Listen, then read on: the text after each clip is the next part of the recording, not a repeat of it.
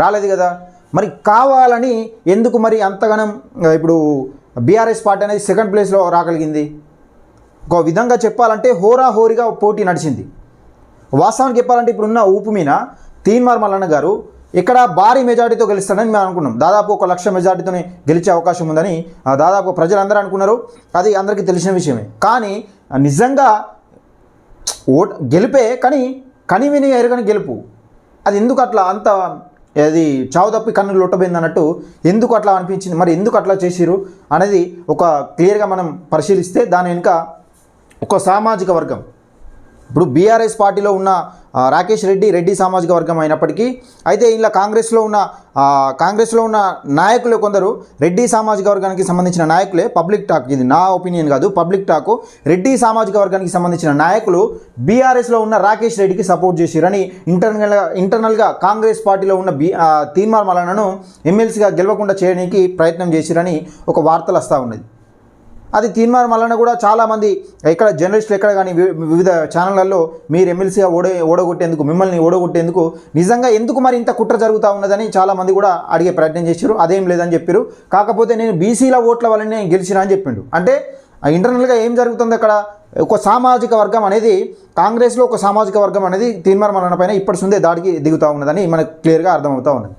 మరి ఎందుకు ఇప్పుడు కాంగ్రెస్లో బీసీలకు పెద్దపీట, ఇప్పుడు ఒక బలమైన నాయకుడు బీసీల పక్షాన కొట్లాడుతుంటే వివిధ నాయకుల పక్షాన, ఇప్పుడు వివిధ ప్రజల పక్షాన కొట్లాడుతున్నప్పుడు ఒక బలమైన నాయకుడిని మరి అక్కడ రాహుల్ గాంధీ సపోర్ట్ ఉంది, అక్కడ ప్రియాంక గాంధీ సపోర్ట్, వీళ్ళందరూ సపోర్ట్ ఉండగా పైనుంచి సపోర్ట్ ఉంది, మరి కింది నాయకుల సపోర్ట్ ఎందుకు లేకపోతుంది?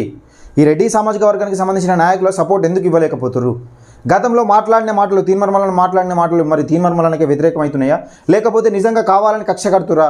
ఒకవేళ నిజంగా నల్గొండ డిస్టిక్కి సంబంధించిన రెడ్డి సామాజిక వర్గం తీన్మార్ మల్లన్న పైన కుట్ర చేసే ప్రయత్నాలు చేస్తూ ఉందో అన్నది ఇక తెలవాల్సిన అంశం. నిజంగా ఇది ఇలాగే కొనసాగితే బీసీ నాయకులు ఎవరైతే ఉంటారో నల్గొండ కానీ, ఖమ్మం, వరంగల్లో కానీ బీసీ నాయకులకు అన్యాయం జరిగే అవకాశం ఉంటుంది. ఎందుకంటే ఇప్పుడు ఒక సామాజిక వర్గం నుంచి ఒక బలమైన నాయకుడు వెళ్ళినప్పుడు మనం కాపాడుకోకపోతే, ఆ నాయకుడిని కాపాడుకోకపోతే మనకే చాలా ప్రమాదం, మన రాజకీయానికే చాలా ప్రమాదం. కాబట్టి ఎందుకంటే ఈ నాయకుని కాపాడుకునే ప్రయత్నం మనం చేయాలి. కాబట్టి ఒక సామాజిక వర్గం తనపైన కుట్ర చేస్తుందని చాలా ఆరోపణలు వస్తూ ఉన్నాయి. వివిధ ఛానల్లో కూడా చెప్పారు, నిజంగా తీన్మార్ మల్లన్నను రెడ్డిలో గెలవకుండా చేసే ప్రయత్నం చేస్తున్నారు, ఒక సామాజిక వర్గం గెలవకుండా చేసే ప్రయత్నం చేస్తూ ఉన్నది అని చాలా మటుకు ఉన్నారు. కానీ ఇక పార్టీలో ఉండి ఆయన ఎట్లా మాట్లాడలేడు కాబట్టి చెప్పాల్సిన అంశం ఉన్నది. ఇక మనం గెలిచిన తర్వాత యథావిధిగా గెలిచిన తర్వాత కూడా వివక్షే. గెలిచిన తర్వాత ఎట్లా వివక్ష అంటే, ఒక ఎమ్మెల్సీగా నిజంగా బీఆర్ఎస్ పార్టీని ఓడగొట్టి కాంగ్రెస్ పార్టీకి విజయం తీసుకొచ్చింది కదా, మరి ఎందుకు భారీ ర్యాలీ తీయలేకపోయారు? అందులో కూడా ఎందుకు వివక్ష చేస్తున్నారు? ఒక బీసీ నాయకుని ఎంకరేజ్ చేస్తే నిజంగా మా రెడ్డి సామాజిక వర్గానికి సంబంధించిన అక్కడ నల్గొండ డిస్టిక్ సంబంధించి ఏమన్నా నిజంగా మా రాజకీయానికి అభ్యంతరం, ఆ రాజకీయానికి మనుగడ లేకుండా పోతుంది, మరి నిజంగా ఈయన ఎదిగితే మాకు ప్రమాదం అని ఆలోచిస్తున్నారా? అది కూడా ఒకసారి తెలంగాణ ప్రజలు ఆలోచించుకోవాలి. ముఖ్యంగా నల్గొండ, ఖమ్మం, వరంగల్ పట్టభద్రులుగా గెలిచిన తీన్మార్ మల్లన్నను అంత అనగదొక్కడానికి కారణం ఏంటనేది అక్కడ నల్గొండ, వరంగల్, ఖమ్మం ఆ ప్రజలు ఆలోచించుకోవాలి. ఒక బీసీ నాయకుడు, ముఖ్యంగా ఇక్కడ వటజానయ విషయం తీసుకుంటే అక్కడ రెడ్డి సామాజిక వర్గం మరి అందులో పెద్ద ఊపే వచ్చింది, మరి అంత వ్యతిరేకత కనిపించింది. మరి వటజానయ యాదవ్ ఎందుకు గెలవలేకపోయిండు?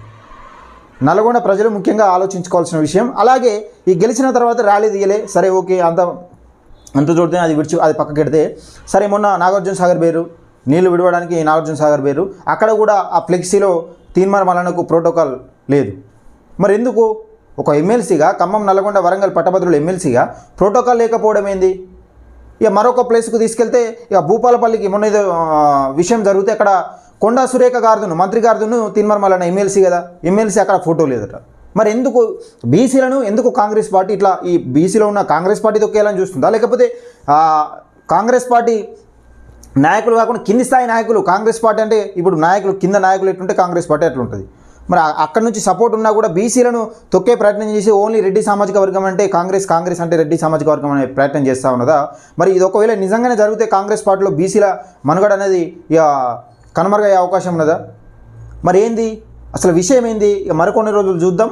ఇది చూస్తే అర్థమవుతూ ఉంటుంది, ఒక్కొక్కటి అర్థమవుతూ ఉంటుంది. దయచేసి ఒక్కసారి కాంగ్రెస్ పార్టీలో ఉన్న బీసీ నాయకులు ఒక్కసారి ఆలోచించుకోవాలి, మీరు ఏ ప్లేస్లో ఉన్నారు, ఎన్ని రోజులు జెండా మోస్తూ ఉన్నారు అనేది ఒకసారి క్లియర్గా మీరు అర్థం చేసుకోవాల్సిన పరిస్థితి ఆసన్నమైంది. ఎందుకంటే ఈ ఎన్ని రోజులు జెండాలు మోసి ఆ సామాజిక వర్గం మీ సామాజిక వర్గం నుంచి కాంగ్రెస్ పార్టీలో ఎంతమంది నాయకులు అవుతూ ఉన్నారు అనేది ఒకసారి ఆలోచించుకోవాలి. దయచేసి ఈ వీడియో చివరి దాకా చూసిన మిత్రులందరికీ చాలా పేరు పేరున ప్రత్యేక ధన్యవాదాలు. ఎందుకంటే మీరు కాంగ్రెస్ పార్టీ